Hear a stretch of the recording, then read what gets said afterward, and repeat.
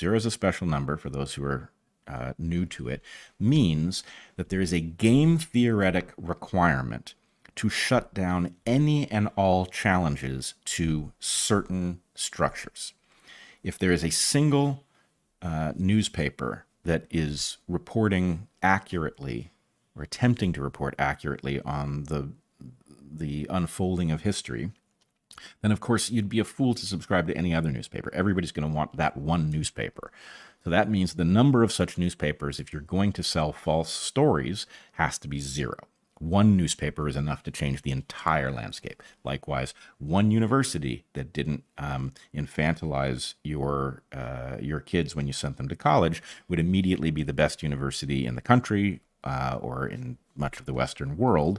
Mm-hmm. So there must be zero universities that do that job in order for your child to end up infantilized in exactly the desired ways by the power structure. And this applies to social media platforms.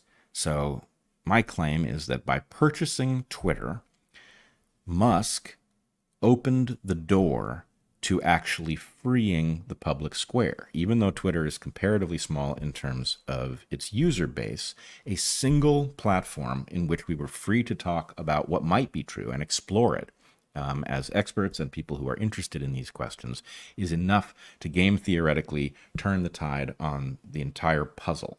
And that is why he is being targeted very directly, which Musk says. And he also, Paul Thacker in his Substack points to a tweet from 2022. If you scroll down, you'll see it. There it is, I think. In which Musk, you want to put that out? I got it. He says, you want me to read it? Yeah. In the past, I voted Democrat because they were mostly the kindness party, but they have become the party of division and hate, so I can no longer support them and will vote Republican.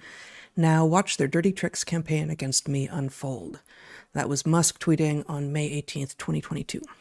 Right. So this is him anticipating that his move is not simply an economic move, that he has effectively declared war on a narrative control structure. And the next move of that narrative control structure is absolutely guaranteed, that there will be a dirty tricks campaign designed to make him look crazy, to make him look racist, to make him look all the things that would cause everyone who would otherwise associate with him or be willing to participate or be willing to stay on Twitter and see how things unfolded, make them all feel that there's something too dangerous to embrace and to back away, right? Effectively an isolation campaign.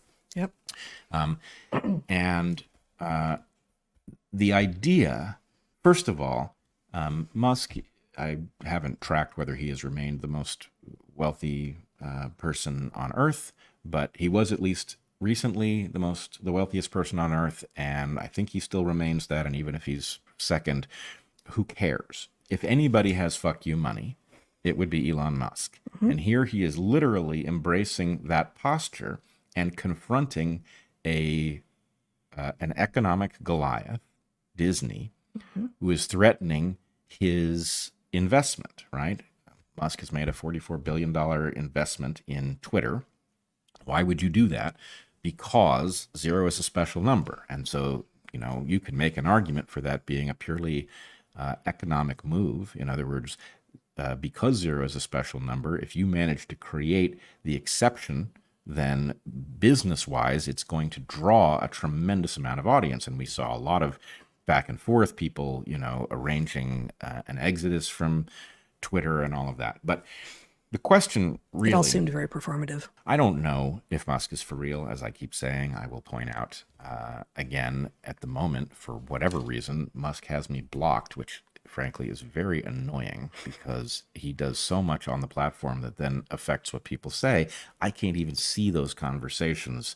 I don't know for sure that it's even him who's initiated these conversations. I have to jump through lots of hoops even to see it. So, it's not that I don't have misgivings about him. And I do have one fear that I will just simply put on the table because somebody has to. There are two ways to interpret the game theory around creating a social media platform in which speech is free. One of them is that he is doing exactly what he says he's doing, which is what I think he is up to, which is he is trying to liberate it because it will be a good thing. Not only would it be a good thing at the level of the health of his investment, but it will also be a good thing for planet Earth to have a place that we can talk openly about the important issues of the day. The possibility that I think those of us who think game theoretically have to be open to is that it would also be an extremely shrewd move to level a credible threat of free speech and then monetize a retreat. I don't think this is what he's doing. A credible threat? I don't think I understand the framing of what you just said. If Goliath wants to control narratives because Goliath has plans for us all that he does not want us to openly discuss. If you were to create the possibility of a newspaper or a university or a social media platform in which speech was going to be free, Goliath would wet himself. So it's a threat to Goliath. Right. It's not a threat to the rest of us. Right. No, it is. Okay. It is a service to the rest I didn't of us. understand But the point object. is, were Musk completely cynical, and I don't think he is, but were he completely cynical, then creating the possibility of a free speech environment and then saying, presumably behind closed doors, what's it worth to you not to see that thing mature? Right. Right? That would be... It's certainly a possibility. It is at least formally a possibility. Right. But what we see in that video where Musk basically... I love that he mocks the idea of using a monetary threat to muscle him, because if one person has enough money to stare down such a threat, it's Musk, which doesn't mean that they couldn't take him out of the position of world's wealthiest person and knock him down to 50th. But the point is, at what point does a guy like Musk actually feel so impoverished that it will, in his mind, have been a mistake? And the answer is, this is a weird person. This is a person who actually, he is far busier than almost anybody on Earth. Maybe he is the busiest person on Earth, at least with respect to meaningful stuff. Okay? If he wanted to relax and, go hang out in cool places with awesome people, he could do that for the rest of his life without producing anything new. So the point is, if this were a hedonist, he would be doing something very different. Now, he does obviously like to win, and this is an audacious play in which he could lose spectacularly by saying, that his advertisers don't have control over him. He could also win spectacularly. And what the hope has to be for people like us who want a free internet where we can discuss important things is that his desire to win and his desire to make the world better are in alignment.